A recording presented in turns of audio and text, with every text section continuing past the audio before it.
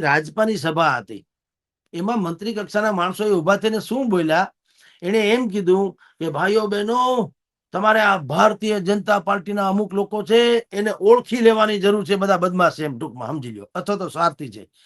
ઓડિયન્સે શું કીધું કે ભાઈ, ઓડિયન્સે મંચસ્થ એ હતા એને નહીં, એ ભાઈ બંધ કરો, એ ભાઈ બંધ કરો કે આ બધું નાટક તમારું. ગઈકાલ સુધી તમે ખુદ એમાં હતા અને એના મંજીરા વગાડતા હતા, એટલી ઘડીમાં હવે અમે થાપ ખાઈ ગયા એમ.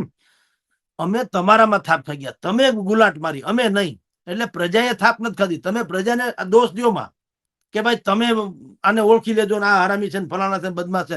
એટલે ભાઈ તમે ઠેકી ગયા છો, અમે તો બરોબર જ છીએ જનતા તો. એમ તે દિવસે જનતાએ જે રીતે એ મંત્રી લેવલના વ્યક્તિનો હુરિયો બોલાવ્યો જાહેર સભામાં, એવી રીતે કરસનદાસજી બાપુ ભલે ઓડિયો વિડીયો કરીને કરે, જાહેરમાં બોલે તો આઈ થિંક મને એમ લાગે છે કે એનો હુરિયો બોલે. શું કામ બોલે એ કહું, આપણે બાપુ અરે કોઈ વેરાંતરા નથી. મેં સાંભળ્યું છે બાપુએ કંઈક વિડીયો બહાર પાડીને એક જગ્યાએ કીધેલું છે કે ભાઈ બીજા કોઈને વાંધો નથી આમ આદમી છોડવાથી, મને જગદીશ મહેતાને હું વાંધો. રે ભલા માણા બહુ કરી તમે તો.